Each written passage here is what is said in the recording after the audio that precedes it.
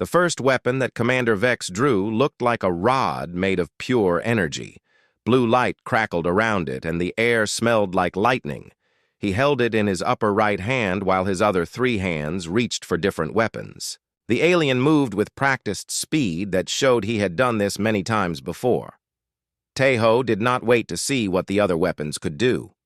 The moment he saw Vex reach for the energy rod, he threw himself sideways behind a heavy wooden table. The energy beam hit the chair where he had been sitting and turned it into ash and smoke in less than a second. The smell of burned wood filled the cafe, but Tejo was already moving again. He had learned in combat that staying in one place meant death. He rolled behind the counter where the coffee machines were kept and drew his combat knife. It was a simple steel blade, but it was sharp, and he knew how to use it. Vex fired again, and the energy beam destroyed the coffee machine above Tejo's head. Hot coffee and steam poured down, but the human soldier ignored it. He was studying how the alien moved and how long it took between shots. Every weapon had limitations even. Alien ones. "You cannot hide forever," human Vex called out. His voice was calm, like he was enjoying himself. "Come out and face me like a warrior," instead of answering Tejo threw a coffee cup at the alien's head. It was not meant to hurt Vex, but to distract him for just a moment. While the alien dodged the cup, Tejo moved to a new position behind a row of tables near the window. The alien had drawn a second weapon now. This one looked like a small cannon that glowed red. When he fired it, the energy blast was much bigger and destroyed 3 tables at once. Wood splinters flew everywhere, and one piece cut Tejo's cheek, but he kept moving. Vex was strong and his weapons were powerful, but Tejo noticed something important. The alien was used to fighting enemies who ran away or stood still in fear. He was not used to fighting someone who moved constantly and used the environment to his advantage. The cafe was small, but it had many places to hide and many objects that could be used as weapons or shields. Tejo picked up a metal chair and threw it hard at Vex's legs. The alien jumped over it easily, but that gave Tejo time to get closer. Now he could see that the alien's armor was strong, but it had joints and gaps where it could be damaged. Beret weapons were powerful, but they needed time to charge between shots. Most importantly, Vex was overconfident. He thought he was fighting a primitive human who would be easy to defeat. Tejo waited until Vex fired his energy cannon again, then sprinted directly at the alien while the weapon was recharging. He moved low and fast, like he had been taught, in Special Forces training. Vex tried to block with his third weapon, but Tejo slid under his reach and struck with his knife. The blade found a gap in the armor near the alien's knee, and green blood sprayed across the floor. Vex roared in pain and anger. His yellow eyes blazed brighter, and all 4 of his arms swung down, trying to crush the human. But Tejo was already gone. He had learned to strike fast and move faster. He rolled away as the alien's fists smashed. The floor where he had been. Pieces of broken tile flew everywhere. "Impossible," Vex shouted. "No primitive creature should be able to hurt me." The alien was angry now instead of confident. This was exactly what Tejo wanted. Angry enemies made mistakes. Vex fired all his weapons at once, trying to kill the human quickly. Energy beams filled the cafe and destroyed most of the remaining furniture, but Tejo had anticipated this. He had moved behind the heaviest table in the cafe and flipped it on its side to use as a shield. The energy beams burned through part of it, but the thick wood held long enough for the weapons to stop firing. Then Tejo threw his knife. The blade spun through the air with perfect accuracy and struck Vex in the shoulder. The alien screamed and dropped one of his weapons. Green blood ran down his armor, and his movements became clumsy. "Your species will pay for this insult," Vex snarled. "When my people come, they will make your death slow and painful." Tejo picked up a broken chair leg and used it like a club. He moved in close while Vex was still recovering from the knife wound. The alien tried to grab him with his 4 arms, but Tejo was too quick and too smart. He hit Vex's wrist and made him drop another weapon. Then he struck the alien's elbow and damaged his armor. Vex was bigger and stronger, but he was used to winning with superior technology. He did not know how to fight someone who used speed and skill instead of raw power. The battle moved around the destroyed cafe like a deadly dance. Vex would fire his remaining weapons, and Tae-ho would dodge and strike back. The alien's armor was cracked in several places now, and he was breathing hard. Green blood covered the floor. Finally, Tae-ho saw his chance. Vex raised his last energy weapon to fire, but the alien was tired and his movements were slow. Tae-ho grabbed a heavy coffee pot from the wreckage and threw it as hard as he could. It hit Vex's hand and the weapon went flying across the room. Before the alien could react, Tae-ho jumped onto a table and then leaped at Vex's head. He wrapped his arms around the alien's neck and held on tight. Vex tried to throw him off, but he was weakened by his wounds, and the human was stronger than he looked. They crashed to the floor together with Tae-ho still holding the alien's neck. Vex struggled for a few more seconds, then went limp. He was not dead, but he was unconscious and no longer dangerous. Tae-ho stood up and looked around the destroyed cafe. Broken furniture and scorch marks covered everything. The air was full of smoke and the smell of burned wood and alien blood. But he was alive, and his enemy was defeated. He looked down at the unconscious alien commander and spoke quietly. "Your people made a big mistake, sending you here alone. Now, they are going to learn what happens when someone threatens Earth." The small cafe in Seoul was almost empty when Kim Tae-ho walked in that Tuesday morning. He had been up all night doing training exercises with his unit, and his body felt tired, but his mind was still sharp. The green beret uniform he wore was clean and pressed, even though he had been working hard for weeks. His black hair was cut short in military style, and his dark eyes moved around the room, checking everything like he always did. Tae-ho ordered his usual coffee and sat at a table near the back wall where he could see the whole cafe. This was something. They taught him in Special Forces training. Always sit where you can watch the doors and windows. Always be ready for anything. He took out his phone and started reading reports from his commanding officer about their next mission. The morning sun came through the big windows and made everything look peaceful. Other people in the cafe were reading newspapers or talking, quietly. An old man sat by the window drinking tea. A young woman typed on her laptop. Everything seemed normal and quiet. Then the temperature in the room changed. Tae-ho felt it before he saw anything. The air became cold and heavy, like before a thunderstorm. His training kicked in and he looked up from his phone. That was when he saw the stranger walking toward his table. The man was very tall, much taller than any Korean person Tae-ho had ever seen. He was at least 7 feet tall, and his skin had a strange blue color that looked almost like metal. But the most shocking thing about him was that he had 4 arms. 4 long, powerful arms that moved in perfect coordination as he walked. The stranger wore clothing that looked like armor, but it was not like any armor Tae-ho had seen before. The material seemed to change colors as he moved. Sometimes it looked black, then silver, then dark blue. The armor covered his chest and shoulders but left his 4 arms free to move. On his belt were objects that could only be weapons, though they looked nothing like guns or knives. Most people in the cafe did not seem to notice the stranger. The old man kept drinking his tea. The young woman kept typing. It was like they could not see him at all. But Tae-ho could see him perfectly, and the stranger was looking right back at him. The creature sat down in the chair across from Tae-ho without being invited. Up close, his face looked almost human, except for his bright yellow eyes that seemed to glow in the morning light. When he smiled, his teeth were too white and too sharp. Tae-ho did not move or speak. He had learned in combat situations that sometimes it was better to wait and see what the enemy would do first. His hand slowly moved toward the knife he kept hidden under his jacket, but he did not draw it yet. The stranger spoke in perfect Korean, with no accent at all. His voice was deep and rough, like rocks grinding together. "I know who you are." Kim Tae-ho kept his face calm, but his mind was racing. How did this creature know his name? How did he know to find him here? This cafe was not his usual place, and he had only decided to come here an hour ago.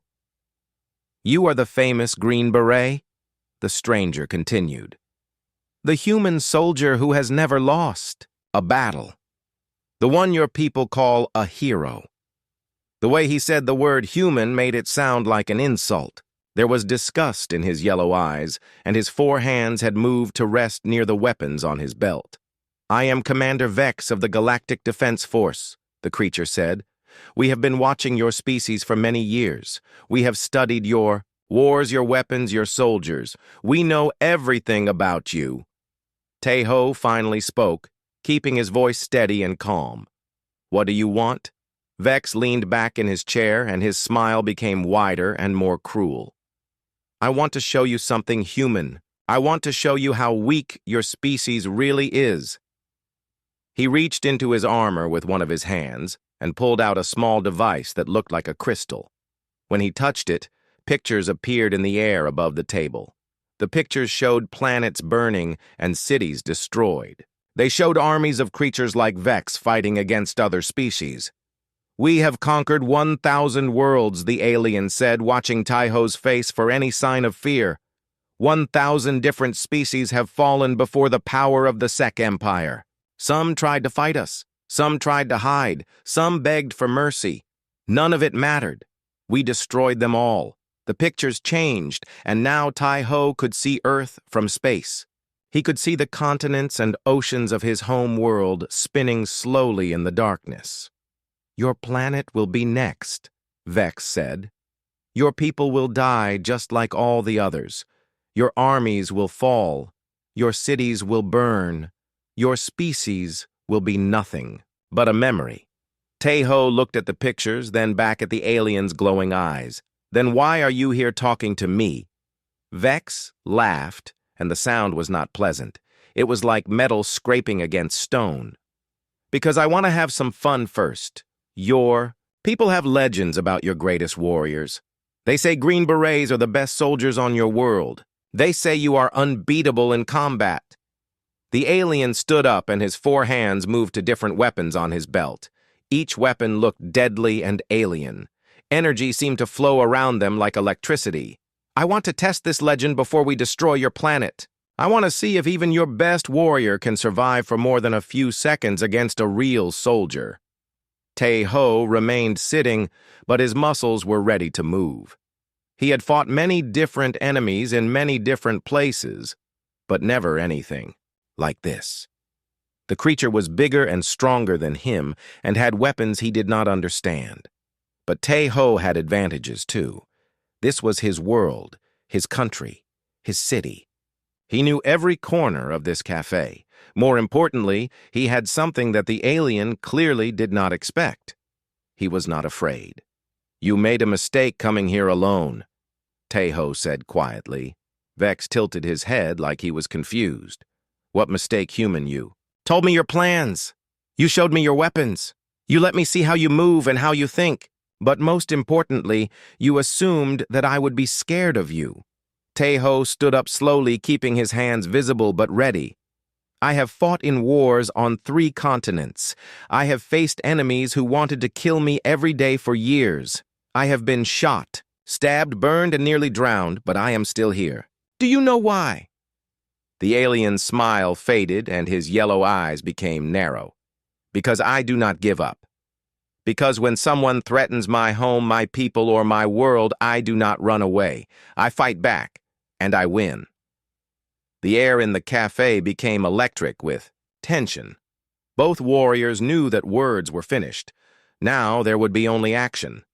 The battle for Earth was about to begin in a small cafe in Seoul between one human soldier and one alien commander. Neither of them knew that this fight would change the fate of the galaxy. Tejo pulled out his secure military phone and dialed the number he had memorized years ago. The number that was only for emergencies that could affect national security. His hands were steady even though he had just fought the most dangerous battle of his life. The phone rang twice before Colonel Park Min-soo answered. Park was Tae-ho's commanding officer and one of the few people in the Korean military who knew about the most classified operations. "Colonel, this is Staff Sergeant Kim Tae-ho. I need immediate backup at my location. I have captured an enemy combatant who claims to represent a hostile alien force." There was silence on the other end of the phone for several seconds. "Tae-ho, did you hit your head during training exercises?" Park finally asked. "Because what you just said sounds like science fiction." "Sir, I know how this sounds, but I need you to trust me. I have an unconscious alien in a destroyed cafe in Seoul. He has advanced weapons and technology. He threatened to invade Earth. This is not a joke or a training exercise." Tae-ho could hear Park breathing on the other end of the line. The colonel had known Tae-ho for 8 years and had never known him to lie or exaggerate about anything, especially military matters. "Give me your exact location," Park said. "I am coming personally with a full tactical team. Do not let anyone else near that cafe until we arrive." While he waited for backup, Tae-ho searched through the alien's weapons and equipment. Everything was made of materials he had never seen before. The weapons felt warm to the touch and seemed to contain their own power sources. Strange symbols were carved into each device, but he could not read them. The alien's armor was even more interesting. Up close, he could see that it was not just protection, but also some kind of computer system. Small lights blinked along the edges, and there were what looked like communication devices built into the helmet. Vex began to wake up just as Colonel Park arrived with 12 Special Forces soldiers. The cafe was quickly surrounded and secured. Park stared at the alien in shock as Vex opened his glowing yellow eyes. "What in the name of all that is holy is that thing?" Park whispered. "That is Commander Vex of something called the Galactic Defense Force." Tae-ho replied. "He says his people have conquered 1,000 worlds, and Earth is next." Vex struggled to sit up and looked around at all the human soldiers pointing weapons at him. For the first time since Tae-ho had met him, the alien looked uncertain. "You cannot stop what is coming," Vex said in his rough voice. "My fleet is already in orbit above your world. When I do not report back, they will begin the invasion." Park knelt down next to the alien and studied his face. "How many ships do you have enough to—" "Turn your cities to ash and your oceans to steam," Vex replied. But his voice was not as confident as it had been before. Within an hour, the cafe was filled with government officials, scientists, and military experts. Dr. Lee So-young arrived with a team of physicists to examine the alien technology. Captain Choi Dong-min brought electronic surveillance equipment to try to intercept any alien communications. Dr. Lee was fascinated by the weapons and armor. She took readings with various instruments and made detailed notes. "These energy sources are incredible," she reported to Colonel Park. "The power output is far beyond anything we have on Earth. But the technology is not magic. It follows physical laws that we can understand." Captain Choi had more disturbing news. He had connected monitoring equipment to the aliens' communication devices and was picking up signals from space.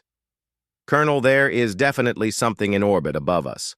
Multiple large objects that are not showing up on our conventional radar. They are using some kind of stealth technology." The room became quiet as everyone realized what this meant. The alien had been telling the truth about his fleet.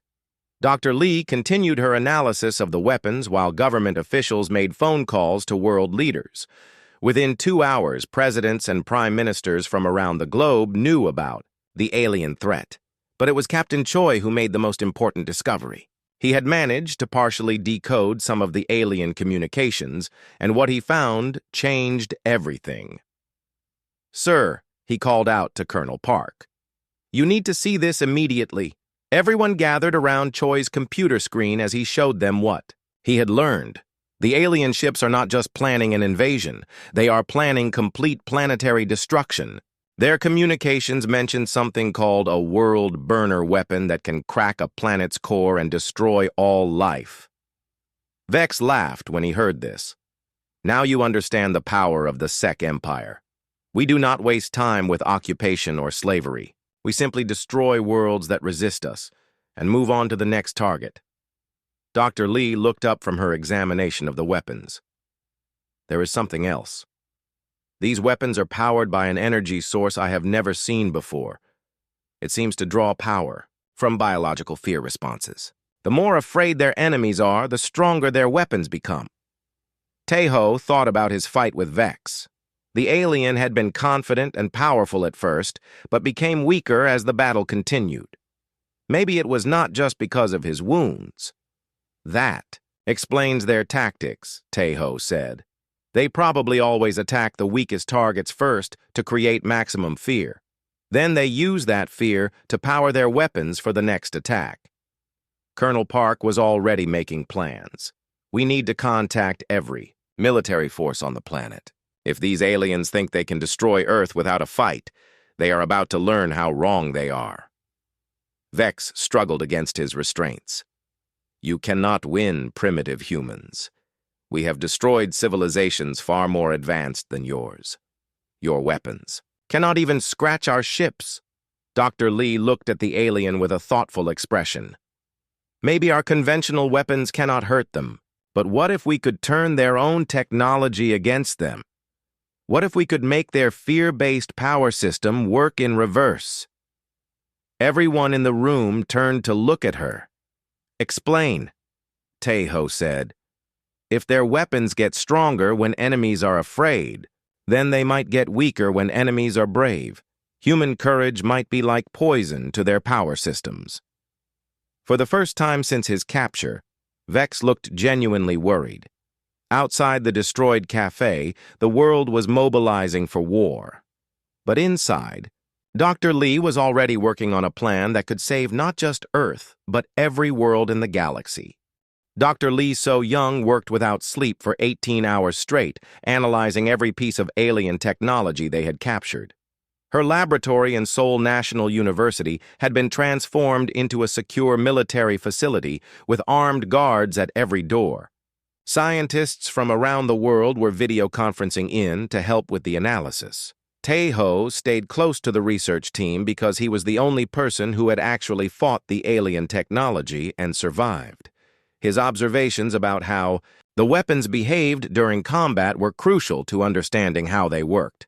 The readings are incredible, Dr. Lee told the assembled team of researchers. These weapons do not just use fear as a power source. They actually become physically stronger when their targets are afraid. The energy output increases by up to 300%. Captain Choi had been monitoring alien communications from their orbital fleet. What he discovered was both terrifying and revealing. The alien fleet has been broadcasting fear-inducing messages to every major city on Earth. They are trying to create panic and terror in the population. But here is the interesting part. When people in some cities started fighting back instead of panicking, the aliens seemed surprised and confused. Dr. Lee looked up from her microscope, where she had been examining alien metal samples. That supports my theory. Their entire military strategy depends on enemies being afraid. They probably have never encountered a species that gets braver when threatened. Meanwhile, intelligence agencies around the world were sharing information about alien activities. Similar creatures had been spotted observing military bases in America, Russia, China, and Europe. They had been studying human military capabilities for months or possibly years. General Yoon Jae-hyun arrived at the laboratory with classified files from multiple governments. We now know that these Sec Empire scouts have been watching us for at least 2 years. They infiltrated our communications networks and studied our weapon systems. They know exactly how strong our conventional military forces are. But there was something the aliens had not counted on. Human psychology was different from every other species they had conquered. The psychiatric evaluation team that studied Vex made an interesting discovery, Dr. Lee announced. When we showed the alien recordings of human soldiers in combat situations, he became physically uncomfortable. Scenes of humans fighting against overwhelming odds actually seemed to weaken him. Taeho remembered how Vex had become less coordinated during their fight. His movements got clumsier as the battle went on. I thought it was because of his wounds, but maybe it was something else. Maybe my refusal to give up was actually draining his power. Dr. Lee nodded enthusiastically. Exactly. Fear feeds their technology, but courage seems to poison it. The problem is that most species probably surrender quickly when faced with superior alien technology. Humans seem to be unusual in that we often fight harder when the odds are against us. Captain Choi had been working to decode more alien communications. What he found changed their understanding of the entire situation. The Sec Empire has detailed files on over 50 different species they have conquered. In every case, the invaded species surrendered within hours of the first attack. The average resistance time was less than 3 hours from initial contact to complete surrender. General Yoon studied the data. They have never had to fight a prolonged war. Their entire military doctrine is based on quick psychological victory, through fear and intimidation. But humanity was already proving to be different. Instead of panicking at the news of alien invasion, people around the world were volunteering for military service. Defense industries were working around the clock to produce weapons. Scientists were sharing research at unprecedented speeds. Dr. Lee made another breakthrough when she discovered how the alien stealth technology worked. Their ships are invisible to our radar because they bend electromagnetic radiation around them. But the system that does this is powered by the same fear-based energy source as their weapons.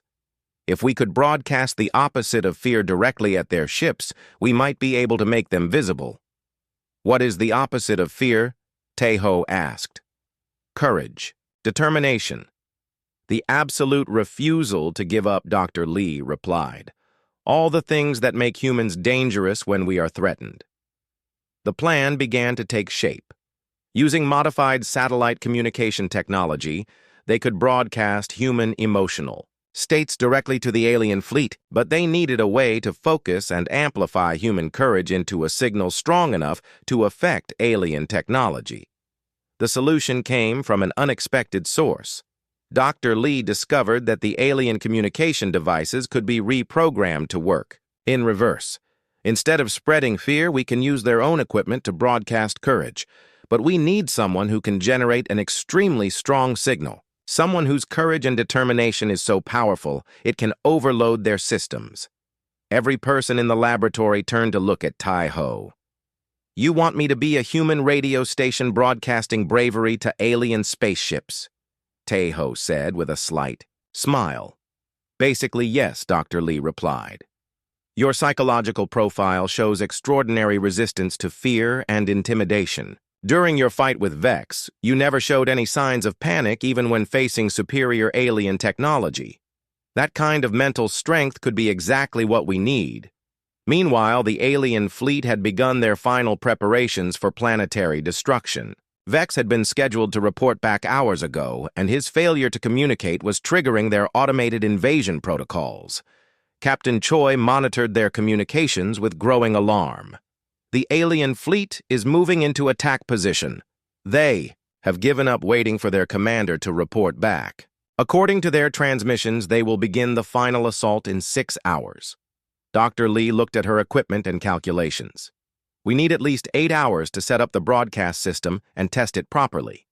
General Yoon made the decision that would determine Earth's fate. Then we do not have time for proper testing. We set up the system as fast as possible and hope it works. The alternative is the complete destruction of human civilization. Scientists and military personnel worked with desperate efficiency to prepare humanity's last hope. They had one chance to prove that human courage was stronger than alien fear. Outside the laboratory, the world held its breath and prepared for the most important battle in human history. With only 4 hours remaining before the alien attack, world leaders gathered in emergency sessions, while Dr. Lee and her team raced to complete their impossible plan. The modified satellite array had been constructed using components from every major space agency on Earth. Russian, Chinese, American, and European satellites had been reprogrammed to work together for the first time in history. Tae-ho stood in the center of the broadcast chamber, surrounded by alien communication devices that had been reverse-engineered in record time. The equipment hummed with energy, and strange lights pulsed in patterns that hurt to look at directly. Remember, Dr. Lee said as she made final adjustments to the alien technology, we need you to focus on the strongest emotions you have ever felt. The times when you refused to give up even when everything seemed hopeless. Tejo closed his eyes and thought about his hardest missions. He remembered being trapped behind enemy lines for 3 days with no food or water, but still finding a way to complete his objective. He remembered carrying wounded soldiers to safety under heavy fire when retreat would have been easier. But most of all, he remembered the moment in the cafe when Vex had threatened to destroy Earth and every human being on it. The cold fury he had felt then was still burning in his chest like a fire that would never go out. Captain Choi was monitoring alien fleet movements from his communication station. The Sex ships are powering up their world burner weapon. We have less than 2 hours before they can fire it. The energy buildup is enormous. Dr. Lee checked her instruments one final time. The broadcast system is ready. All satellite arrays are aligned and the signal boosters are at maximum power. But I have to warn you that we have no idea what this will do to the human operator. She looked at Tae-ho with concern. The amount of mental energy we need you to generate is far beyond anything any human has ever attempted. It could be dangerous or even fatal. Tae-ho opened his eyes and looked at her calmly. Doctor, if we do nothing, then everyone on Earth dies anyway. At least this way we have a chance. General Yoon had been coordinating with military forces worldwide. Every nuclear weapon on the planet had been targeted at the alien fleet, but conventional missiles could not penetrate their shields. The broadcast plan was truly humanity's last hope. All global military forces are standing by, the general reported. If your plan fails, we will launch everything we have. It will not stop them, but at least we will go down fighting. That is exactly the attitude we need, Tae-ho said. The refusal to surrender no matter what the odds. Dr. Lee activated the system, and immediately the alien devices began to glow brighter. Energy crackled through the air, and the temperature in the room dropped several degrees. Signal strength is building, she announced. We are getting a clear connection to the alien fleet. But something unexpected was happening. Reports were coming in from around the world of ordinary people experiencing the same mental connection. Soldiers in barracks felt a surge of determination. Pilots in fighter jets reported feeling completely fearless. Civilians in bomb shelters found their terror replaced by absolute defiance. The broadcast is reaching human minds as well as alien technology, Dr. Lee said with amazement. People all over the planet are feeling what you are feeling. Tae-ho could sense it too. Millions of human minds connected to his own through the alien communication network. Every person who had ever refused to give up, every soldier who had held the line against impossible odds, every parent who had fought to protect their children, all of their courage was flowing through him and amplifying his own determination. Signal. Strength is increasing exponentially, Captain Choi reported. This is far beyond what we calculated. On their screens, they could see the alien fleet beginning to react to the broadcast. The massive ships that had been invisible to human sensors were starting to flicker in and out of visibility. Their stealth systems were failing as human courage interfered with their fear-based technology. Commander Vex, who had been unconscious for hours, suddenly woke up and began screaming. The alien prisoner writhed in his restraints as if he was in terrible pain. What is happening to them? Dr. Lee demanded. I think their biology is adapted to feed on fear just like their technology, Tae-ho said through gritted teeth. Human courage is like poison to them. The broadcast continued to intensify. Tae-ho felt the mental connection with people all over Earth growing stronger. He could sense the determination of soldiers preparing for battle, the resolve of scientists working to save their planet, the fierce love of parents holding their children. But most powerfully, he could feel the unique human trait that the aliens had never encountered before. The ability to become more dangerous when threatened. The refusal to accept defeat, even when facing impossible odds. Signal saturation achieved, Dr. Lee announced. We are broadcasting pure human defiance directly into their fleet's power systems. The alien ships began to shake and vibrate as their fear-based technology tried to process the overwhelming input of human courage. Warning alarms sounded throughout their fleet as system after system began to overload. Their world burner weapon is destabilizing, Captain Choi reported with excitement. The energy buildup is reversing. Vex managed to speak through his pain. Impossible, he gasped. No species has ever been able to resist our fear technology. How can your primitive emotions be so strong because we are not afraid of you? Tae-ho replied without opening his eyes. Because when someone threatens what we love, we do not run away or surrender. We fight back with everything we have. The broadcast reached critical intensity as the combined will of humanity focused through the alien communication network. Every human being who had ever stood up to a bully, every person who had faced death without flinching, every soldier who had chosen duty over safety, all of their courage was flowing through space toward the alien fleet like a weapon more powerful than any bomb or missile. The Sec Empire was about to learn that some species become more dangerous when cornered, and that human beings were the most dangerous of all. The moment of truth came exactly 1 hour and 37 minutes after the broadcast began. Tae-ho felt the connection with millions of human minds reach a peak of intensity that seemed to burn through his entire body. Every person on Earth who had ever refused to surrender was connected through the alien communication network. Dr. Lee watched her instruments with amazement as readings went far beyond anything they had calculated. Signal strength is at 5,000% of predicted maximum, she announced. The entire alien fleet is being flooded with pure human determination.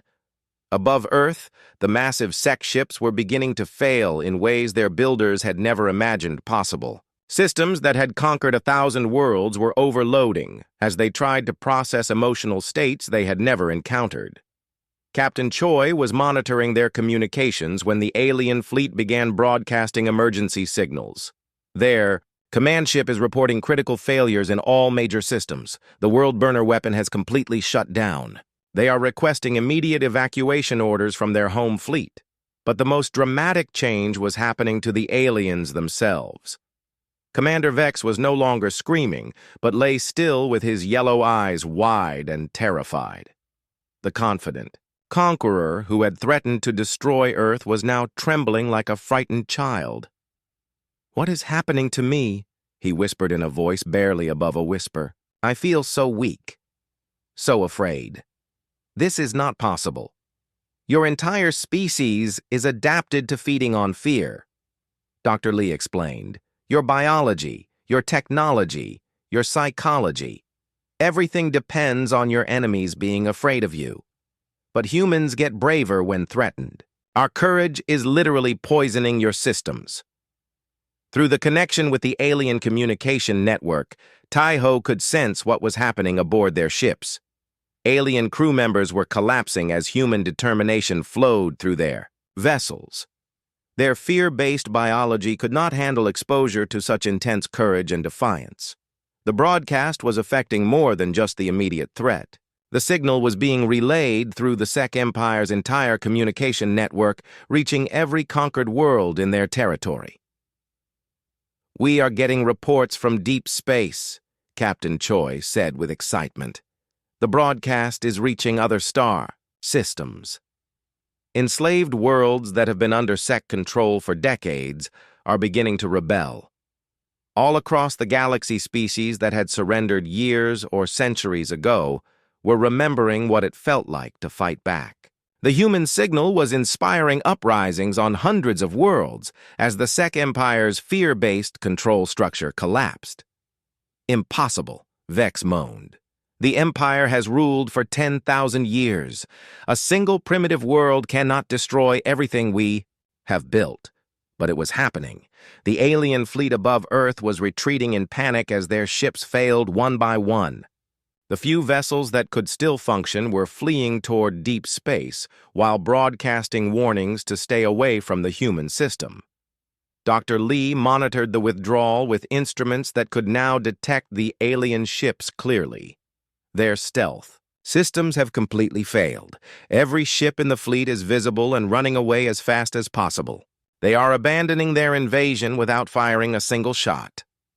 Tae-ho finally opened his eyes, and the broadcast began to fade as he released his connection to the network. He was exhausted but alive, and Earth was safe. "Signal terminating, Doctor," Lee announced. "Alien fleet is beyond effective range and continuing to retreat." But the effects of the broadcast continued to spread throughout the galaxy. Reports came in over the following hours of the Sec Empire losing control of world after world as enslaved species found the courage to rebel. General Yoon received communications from governments worldwide as the magnitude of what had happened became clear. "The alien threat is over," he announced, not just to Earth but everywhere.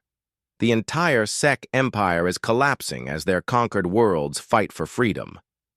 3 days later, Tae-ho sat in the same cafe where he had first met Commander Vex. The building had been repaired and looked normal, again except for a small plaque that marked the spot where humanity had first fought back against galactic tyranny. Dr. Lee joined him for coffee and showed him the latest reports from space monitoring stations around the world. The Sec fleet has retreated all the way back to their home system. But even there, they are facing rebellions. Species they conquered centuries ago are fighting for independence and winning. She paused and looked at him with respect. "You realize what you have done right. You did not just save Earth. You freed the entire galaxy." Tae-ho shook his head. "I just did what any soldier would do. I refused to let bullies win, but that was exactly the point. For 10,000 years, the Sec Empire had conquered world after world because every species they encountered had eventually surrendered when faced with superior technology and the threat of total destruction. Humans were different. When threatened with extinction, they had not begged for mercy or tried to hide. They had fought back with the one weapon the aliens could not counter: pure, stubborn human courage. The news reports that followed told the story of humanity's introduction to galactic civilization. Earth had announced itself to the universe not as victims, but as liberators. The species that had ended the age of the Sec Empire and inspired freedom throughout the galaxy. Commander Vex remained in custody, but he was no longer the proud conqueror who had walked into the cafe. Exposure to human courage had changed him permanently. The alien who had once boasted of destroying 1,000 worlds now spent his days in fear of everything around him. When reporters asked Tae-ho how it felt to be the man who saved not just Earth but countless other worlds, he gave a simple answer: "I was just doing my job. When someone threatens innocent people, you stand up to them. That is what soldiers do." But the impact of his actions continued to grow. Within months, Earth was receiving communications from dozens of newly freed worlds, asking for assistance in rebuilding their civilizations. Humanity had become the leaders of a new galactic alliance based on cooperation instead of conquest. The cafe where it all began became a monument visited by beings from across the galaxy. A simple place where one human soldier had refused to be intimidated and changed the fate of the universe. And in military academies on 100 different worlds, young soldiers learned the story of Staff Sergeant Kim Tae-ho, the Green Beret who had faced an alien champion in single combat and discovered that sometimes the greatest weapon is simply refusing to give up. The age of fear was over. The age of human courage had begun,